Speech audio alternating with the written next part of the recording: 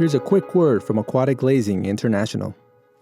Yeah, so I'm out at Zemi Beach in Anguilla. We did a installation here about 5 years ago, and they shut down once a year to do some annual maintenance. And one of the things, since they are beachfront and this area is in the Caribbean, they get blasted from storms.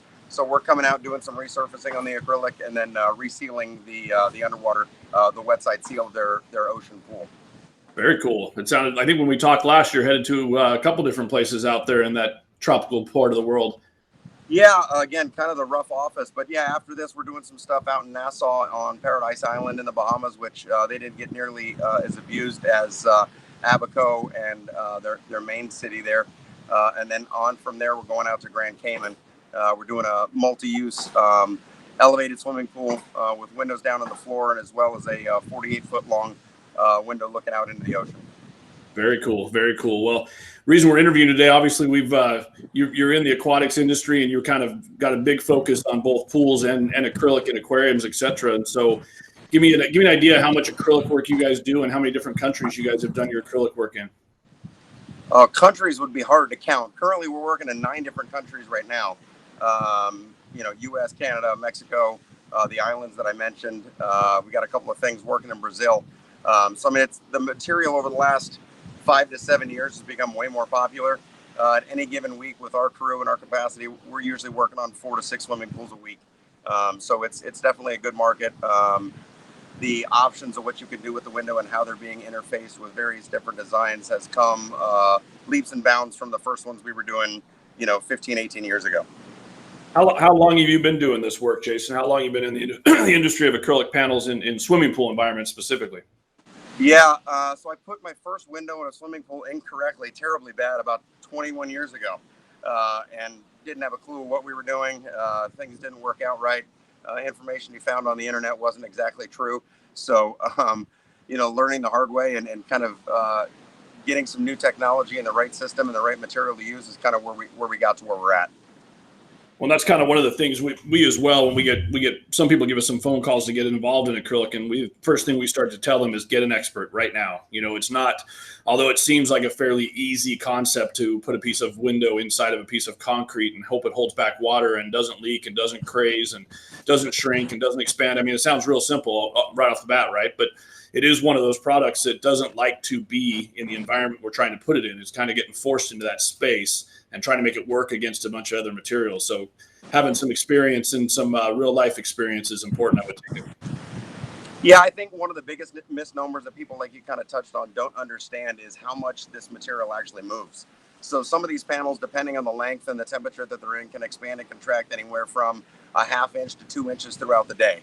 So if you're not planning for that, those restraints and that type of motion with regards to your coping and what the tile is in and around the panel, you can actually cause a lot of damage to it by locking it and binding it in the opening, and you'll start to see some deterioration or expansion. And the material is going to keep pushing until something gives. And usually it is the tile, the coping, or potentially the rebate, depending on what the strength of the concrete is.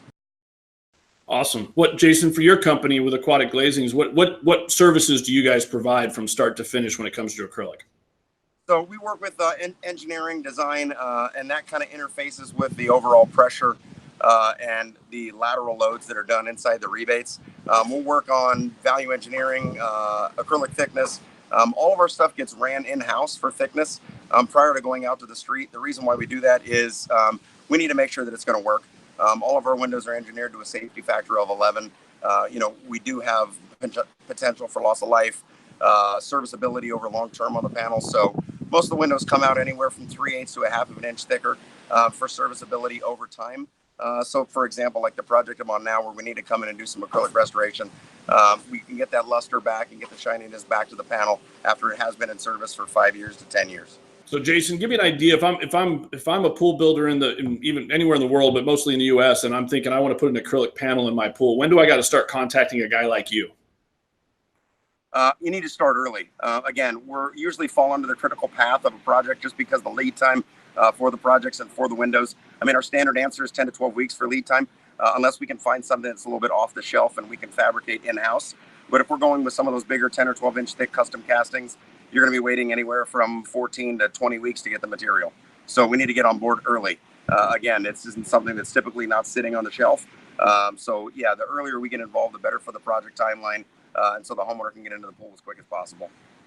Talk to me about the quality acrylic you got to work with too, because there is products out there on the market that are less expensive and maybe more readily available, or maybe have a quicker lead time potential. But what kind of quality concerns do we have when we're dealing with acrylics? So there are a couple of vendors out of the country, Mexico as well as China primarily, that do offer a lot of lower quality product. A lot of it's not UV stable. We're out in the open, constantly getting beat by the sun. If there's no UV stabilizers, UV inhibitors in there, the material will turn yellow within 6 months. The manufacturer that we use is Reynolds Polymer. Their product, they've been in the industry primarily for zoos and aquariums starting in the late 80s. So they've got their system dialed in as far as their color, clarity, and non-yellowing. So, start with a good quality product, good quality installation company. Should keep you out of harm's way when it comes to these type of projects.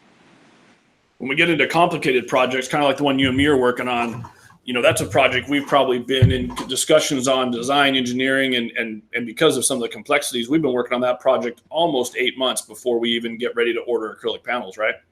Correct. Yeah. And, with the changes and some of the constrictions and code requirements, client restraints, yeah, some of them do take a long time. A lot of these jobs we'll first see on some napkin drawings anywhere from 18 months before we start on some of these projects. A lot of the mega homes that are pushing, $20 to $30 million have usually 24 to 36 month construction schedules. So these things do, again, fall back on the critical path because of their length of time to order. Yeah, I think the biggest thing is get us in early and get some high quality product, and that way you can get a successful project. Yep. Yeah, I will tell you that from my experience, acrylic is not for the budget minded usually, unless it's a real simple panel. Once you start to get into any kind of reasonable depth, we start spending bucks quickly. Especially because of access, right? If you've got a tight job site and a heavy panel, you start running into a lot of money just in the setup process, not even in the panel itself. Correct. Yeah, we start looking at some of these homes that are restricted for logistics. We're talking about bringing in, either spider cranes and or larger cranes, depending on the size of the reach. And then you're dealing with road closures, permit issues, just logistics of getting the support vehicles up for the crane can eat up a lot of budget as well as time. For sure. So big planning, lots of time, big budget, and the right guys. Those key ingredients. Sounds great to me.